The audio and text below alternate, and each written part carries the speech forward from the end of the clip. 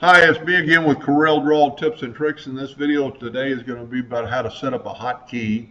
I was drawing this abstract flower yesterday, and I was having to toggle between the shape key and the smoothing tool because I would want to use both of them all the time and back and forth.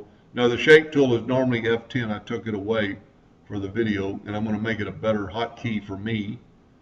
So to do that, to set up a hotkey, just go to Tools, Customization, go to Commands. Instead of having to go through and find the shape tool, you can always go up to the shape tool, click on it, and it'll bring it up. Then click on it and hit hotkey or shortcut key. Now a lot of times it won't let you type in there, you have to hit it again. And now we're going to give it the letter V as in Victor. We're going to assign it, and we're going to press OK. Now we can go up here, and it's giving us the hotkey of V for the shape tool.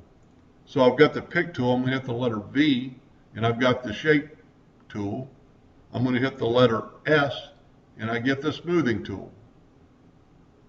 So if you need to smooth some things out and keep changing tools, this is the best way to do it.